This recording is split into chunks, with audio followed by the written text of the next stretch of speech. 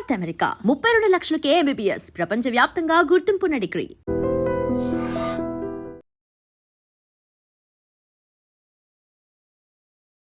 Hi hello నమస్తే welcome back to our channel. నేను మీ వైషు. తమిళ వాళ్ళకి తమిళ్ కావాలి, కన్నడ వాళ్ళకి కన్నడ కావాలి, హిందీ వాళ్ళకి హిందీ కావాలి. వాళ్ళ భాషాభిమానం, ప్రాంతీయ అభిమానం చాలా ఎక్కువ ఉంటుంది. ఒక తెలుగు వాళ్ళకి మాత్రమే అందరూ కావాలి. ఏ భాష వచ్చినా మనం నేర్చుకుంటాము, ఎవరు వచ్చినా మనం గౌరవిస్తాము. మరి అలాంటప్పుడు మిగతా హీరోలు మన దగ్గరకు వచ్చినప్పుడు అట్లీస్ట్ తెలుగు మాట్లాడడానికి ఎందుకు ప్రయత్నించారు? For example Kantara pre release ఈవెంట్కి వచ్చి రిషబ్ శెట్టి గారు అసలు కనీసం తెలుగులో మాట్లాడడానికి కూడా ట్రై చేయలేదు. అది ఎంత బాధాకరమైన విషయం. మన తెలుగు హీరోలే మన పక్కన దేశానికి పక్క రాష్ట్రానికి వెళ్ళినప్పుడు అక్కడ భాష మాట్లాడడానికి ప్రయత్నిస్తారు కదా. ఎందుకని తెలుగు మాట్లాడరు? తెలుగు అంటే అంత చులకన అయిపోయిందా? ఈ విషయం గురించి మాట్లాడడానికి ఈరోజు నాతో పాటు సోషల్ యాక్టివిస్ట్ కృష్ణకుమారి గారు ఉన్నారు. మేడంతో మాట్లాడదాం. హలో మ్యామ్, నమస్తే. నమస్తే. తెలుగు అంటే అంత చులకన, దేశ భాషలందు తెలుగు లెస్స అని అన్నారు అప్పట్లో. ఇప్పుడు లెస్ అయిపోయింది.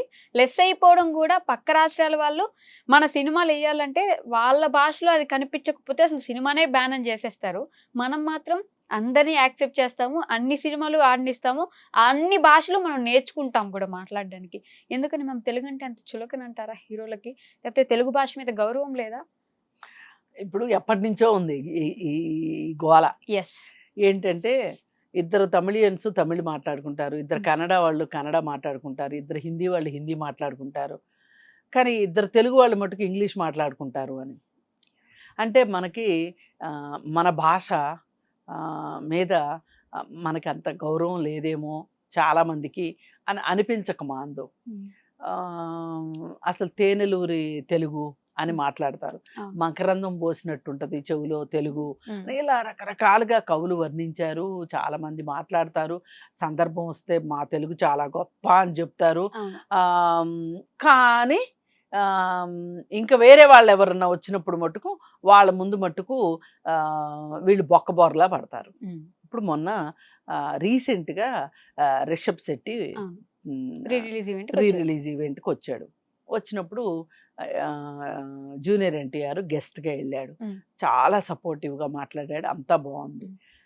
రిషబ్ శెట్టి మాట్లాడేటప్పుడు నేను నా మాతృభాషలోనే మాట్లాడతాను, ఎందుకంటే నా హృదయం మొత్తాన్ని మీ ముందు పరచాలి అంటే, సరిగా నేను అర్థమయ్యేటట్లు చెప్పాలి అంటే గనక నేను నా భాషలో మాట్లాడడమే కరెక్టు అని చెప్పాడు. అది కూడా కన్నడలో చెప్పారు. అది కూడా కన్నడలో చెప్పాడు. ఇది నేను 100కి 100 పాళ్ళు యాక్సెప్ట్ చేస్తా, తప్పు లేదు. కానీ నువ్వు ఈ మాట అయినా కనీసం తెలుగులో చెప్పుండొచ్చు. ఎగ్జాక్ట్లీ. ఇప్పుడు మొన్న ఎక్కడో మన ప్రధాని మోడీ తెలుగు ప్రాంతానికి వచ్చి అందరూ బాగున్నారా, నమస్కారం అని చెప్పి మాట్లాడటం జరిగింది. ఖచ్చితంగా 2 మాటలు తెలుగులో మాట్లాడు ఎవరైనా మాట్లాడతారు. ఇందిరాగాంధీ లాంటి వాళ్ళు కానీ ఎవరైనా సరే లోకల్ లాంగ్వేజ్ లో ఒక 2 ముక్కలు మాట్లాడతారు. తర్వాత ఇంకా వాళ్ళ వీలుని బట్టి ఏ భాష బాగా మాట్లాడగలం అనుకుంటే ఆ భాష మాట్లాడతారు. మరి కనీసం అంత మాత్రం కూడా ఎందుకు రిషబ్ శెట్టి చేయలేదు? రిషబ్ శెట్టికి భాషాభిమానం ఎక్కువైందా, కళ్ళు నెత్తి మీదకి వచ్చినాయా? ఇది కేవలం భాషాభిమానం అనుకోవటానికి లేదు. ఎందుకంటే ఇంతకుముందు తెలుగులో మాట్లాడిన సందర్భాలు ఉన్నాయి. అట్లాంటప్పుడు ఇది భాషాభిమానం కాదు. ఇది ఏంటి అంటే ఈ మధ్యకాలంలో ఒక సినిమాకి సబ్ టైటిల్స్ తెలుగులో వేశారని కన్నడ వాళ్ళు బ్యాన్ చేశారు. ఇప్పుడు ఇదంతా అతను కన్నడ ప్రజల్ని ప్రసన్నం చేసుకుంటానికి. అప్పుడు తెలుగులో ఎందుకు సినిమా వేసుకోవడం? కన్నడలో మాత్రమే వేసుకోవచ్చు కదా. ఆ కన్నడలో రిలీజ్ చేస్తే చూడరు కదా, తెలుగులో రిలీజ్ చేస్తేనే చూస్తారు కదా. మరి అందుకని వీళ్ళు ఎలాగో చూస్తారు, కానీ కన్నడ వాళ్ళని ఇంకొంచెం ఎక్కువ ఇంప్రెస్ చేసుకోవాలి, కన్నడ వాళ్ళకి నేను ఇంకా దగ్గర అయిపోవాలి, అయితేనే నాకు మంచి విజయం వస్తుంది. ఇప్పుడు ఇంట గెలిచి రచ్చ గెలవమన్నారు కదా, అందుకని ఆయన ఏంటి కన్నడలో ఆయన మంచిగా అనిపించుకోవాలి. అందుకోసం అని చెప్పి కన్నడ వాళ్ళని కాస్త వాళ్ళకి సోంపు జల్లాడు అనమాట. ఇంతకు ముందు సిద్ధార్థ విషయంలో కూడా కన్నడలో అసలు థియేటర్లు ఇవ్వలేదు, పూర్తిగా ఎవరు సపోర్ట్ చేయలేదు ఏ హీరోలు. అప్పుడు శివకుమార్ గారు మాత్రమే వచ్చి ఇక్కడికి వచ్చినప్పుడు సారీ చెప్పారు సిద్ధార్థకి, అలా జరిగినందుకు మమ్మల్ని క్షమించండి అని. ఇప్పటి వరకు ఏ హీరో కూడా కన్నడలో కాకుండా తెలుగులో మాట్లాడడానికి ప్రయత్నించట్లేదు. వాళ్ళ భాష మాత్రమే కావాలి. అసలు కాదు, వాళ్ళు వేరే భాష వాళ్ళని అంటే వేరే ప్రాంతం వాళ్ళని వాళ్ళ సినిమాల్లో కూడా యాక్సెప్ట్ చెయ్యరు. చేయరు. అలాగే డబ్బింగ్ కూడా వేరే సినిమాలు వాళ్ళు డబ్బింగ్ కూడా చేసుకోరు. చాలా ఉన్నాయి ఆ కన్నడ వాళ్ళకి. మళ్ళీ పైగా ట్యాక్సులు రాయితీలు కానీ ఏమీ ఇవ్వరు. అందుకని చచ్చినట్లు ఇప్పుడు రిషబ్ శెట్టి అంటే కాస్త చూడడానికి బాగానే ఉంటాడు. ఒకప్పుడు కన్నడ వాళ్ళు అసలు కొంతమంది అసలు బాగుండేవాళ్ళు కాదు. అయినా కానీ వాళ్ళ సినిమాలను వాళ్ళు ఆదరించుకునేవాళ్ళు. ఆ పిచ్చ బాగా ఉండేదన్నమాట. అందుకని ఏది ఏమైనా వాళ్ళ భాష కూడా అక్కడికి వెళ్తే అదే మాట్లాడాలి. అంటే వాళ్ళకి ఇప్పుడు బెంగళూరు ఉంది, బెంగళూరులో తెలుగు మాట్లాడతారు, ఇంగ్లీష్ మాట్లాడతారు. అదేమి లేదు, అంటే వాళ్ళు ఉడికిచ్చే దగ్గర ఉడికించుకుంటారు పప్పులు. ఇక్కడ ఇప్పుడు మనం 1కి 4 ఇంటర్వ్యూలు ఇట్లాంటివి వచ్చినాయి అనుకోండి, అతని దాకా వెళ్లకుండా ఉండవు కదా, అప్పుడు కొంచెం ఒళ్ళు దగ్గర పెట్టుకుంటారు. ఇప్పుడు మీరు హైదరాబాద్ వచ్చి ప్రమోషన్ చేసుకుంటున్నారు అంటే మా భాష మీరు నేర్చుకోవాల్సిందే అనే ఒక మాట అనగలగాలి మన వాళ్ళు. అంతేగా. ఇప్పుడు ఇంకోటండి, హిందీ గురించి కూడా మాట్లాడతారు కదా, పనిలో పనిగా నేను చెప్తాను దాని గురించి కూడా. ఇప్పుడు బీహార్ నుంచి హైదరాబాదు వచ్చి పని చేయాలి అనుకోండి, పని చేయించుకునే వాళ్ళకి హిందీ రావాలా, పని చేసేవాడికి హిందీ రావాలా? చేయించుకునేవాడికి కాదు, చేసేవాడికి కదా రావాలి. ఇప్పుడు ఈ ప్రాంతంలో బతకాలంటే ఈ భాష నేర్చుకోవాలని వాడు అనుకోవాలి. మనం ఎందుకు నేర్చుకోవాలి అసలు? హిందీ మన మీద ఎందుకు వేసి రుద్దుతున్నారు? ఎగ్జాక్ట్లీ. ఎందుకు మన మీద వేసి? ఏ భాషని ఎవరి మీద వేసి రుద్దకూడదు. ఎవరికి అవసరమైతే వాళ్ళు నేర్చుకుంటారు, అంతే. ఇక్కడికి వాళ్ళు వచ్చి తెలుగు నేర్చుకుంటారు. అసలు నిజంగా మాట్లాడితే తెలుగు భాషే పెద్దది. అవును. కన్నడ భాష కన్నా, తమిళ భాష కన్నా, మలయాళీ భాష కన్నా తెలుగు మాట్లాడే వాళ్ళే ఎక్కువ మంది ఉన్నారు ప్రపంచంలో. కానీ ఈ విషయం ఒప్పుకోరు కదా. ఒప్పుకోరు. అసలు తెలుగుకి తమిళతో పాటు ప్రాచీన భాష హోదా కూడా ఉంది తెలుగుకి. కానీ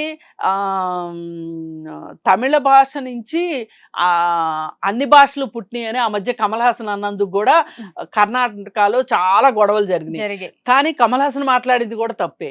కానీ ఈ దక్షిణ భారతదేశంలో ఉన్న భాషలన్నిటికీ పుట్టిల్లు ఏది అంటే ద్రవిడ భాష అనే ఒకటి ఉంది. ఆ ద్రవిడ భాష నుంచి ఈ భాషలన్నీ ఎవాల్వ్ అయినాయి తప్పితే ఒక తమిళ నుంచి కన్నడ పుట్టలేదు, కన్నడ నుంచి తెలుగు పుట్టలేదు. అందుకని మనం అందరం ఒకటే, ఒక రకంగా. చిన్న చిన్న తేడాలు ఉండొచ్చు, లిపి తేడా ఉండొచ్చు, ప్రొనౌన్సియేషన్ తేడా ఉండొచ్చు, కానీ మనది ద్రవిడ భాషలో నుంచి వచ్చింది. మరి ఇదే ఇంకా హిందీకి లేదు. అవును. మంచి హిందీ అంటే, పర్ఫెక్ట్ హిందీ అంటే ఒక 2-3 రాష్ట్రాలకు మించి హిందీ లేదు. ఇప్పుడు పంజాబ్ వెళ్ళారనుకోండి, పంజాబ్ను హిందీ కలిసి ఉంటది. అవును. అలాగే మహారాష్ట్ర వెళ్ళారనుకోండి, మహారాష్ట్రను మరాఠీ హిందీ కలిసి ఉంటుంది. అందుకని చెప్పి ఎవరి అవసరాన్ని బట్టి వాళ్ళు నేర్చుకుంటారు. మనం ఫైనల్ గా చెప్పొచ్చేది ఏంటంటే, నువ్వు రోమ్లో రోమన్ కదా, అట్లాగే నువ్వు తెలుగు ప్రాంతానికి వచ్చావా, తెలుగు నేర్చుకో, నీకు అవసరం కాబట్టి. హిందీ ప్రాంతానికి వెళ్తారా ఎవరన్నా? ఇప్పుడు నేనైతే వెళ్ళదలుచుకోలేదు, నేను హిందీ నేర్చుకోవాల్సిన అవసరం లేదు. అవసరం అనుకుంటే, భాష నేర్చుకోవాలి అనుకుంటే పట్టుబట్టి కూర్చుంటే 3 నెలలు చాలు. ఆయన హిందీకి వెళ్ళినప్పుడు హిందీలో మాట్లాడారు, తమిళకి వెళ్ళినప్పుడు తమిళంలో మాట్లాడాడు. ఇక్కడ మాత్రమే అదే. అందుకని ఏంటంటే ఒక చిన్న చూపు అయితే ఉంది, వీళ్ళు ఏమనర్లే అని. కాకపోతే ఈ విషయం గురించి ఒక 4 గట్టిగా మాట్లాడారనుకోండి, తత్వం బోధపడుతుంది. ఖచ్చితంగా బోధపడాలి అని చెప్పి కోరుకుందాం. Okay ma'am, thank you. And don't forget to subscribe to iDream. And for more videos, please subscribe to iDream. Please subscribe to iDream. Please subscribe iDream. And please subscribe to iDream. For more videos, subscribe to iDream. please like, share and subscribe to the channel. Congratulations, iDream. Subscribe to iDream. Subscribe to iDream. So subscribe to iDream Media. iDream ki iDream team andarki huge congratulations. Please subscribe iDream Media. Please subscribe to iDream. Subscribe iDream. Please subscribe to iDream. iDream అంటే నా కళల ఛానల్ను subscribe చేసుకున్న నోరు తిరుగుతలేదు, మీరైతే గంట గుర్తు కొట్టండి. For more such videos, please subscribe to iDream. Subscribe to iDream. Please subscribe to iDream. Please subscribe iDream Media. Please do subscribe to iDream. Please subscribe to iDream Media. For best entertainment and information, please subscribe iDream.